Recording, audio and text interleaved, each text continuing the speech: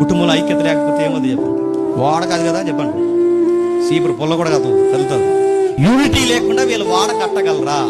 భర్త మాట భార్య ఉంది గనక, భార్య మాట పిల్లలు విన్నారు గనక, పిల్లల మాట కోడలు విన్నారు గనక, ఒకరి మాట ఒకరిట్టారు గనక, యూనిటీగా అందరూ కలిసి ఉన్న గనక అంత పెద్ద ప్రాజెక్ట్ ని 1 సంవత్సరం కాదు, 2 సంవత్సరాలు కాదు, ఎన్ని సంవత్సరాలు చెప్పండి? 100 ఏళ్ళు కలిసి కట్టగలిగారంటే వాళ్ళు ఒకరి మాటను ఒకరు గౌరవిస్తారు. ఒకరిద్దరుంటేనే కుటుంబంలో ఆ కుటుంబం ఎత్తబడదండి.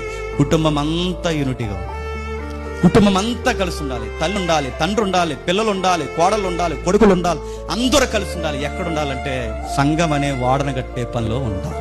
ఈ పని ఉండదు మనకి. వదిలితే చాలు, తుపాకీ దెబ్బ కనబడకుండా పారిపోతారు అంతే. ఇలా వదిలితే చాలు, ఇంకా వాళ్ళకే భార్య ఉన్నట్టు, వాళ్ళకే పిల్లలు ఉన్నట్టు, వాళ్ళకే భర్త ఉన్నట్టు. ఇక జేమ్స్ గడికి పని పాటలేదు, ఇంకా ఖాళీగా తిరుగుతున్నాడు అన్నట్టు. మమ్మల్ని అలా ఒంటరి వెళ్ళిపోతాడండి. ఈ మనిషి ఉన్నాడా 70 సార్లు పోతాడు. ఇదొక ప్రాజెక్ట్. మళ్ళీ చెప్తాను, ఇది ఒక ప్రాజెక్ట్.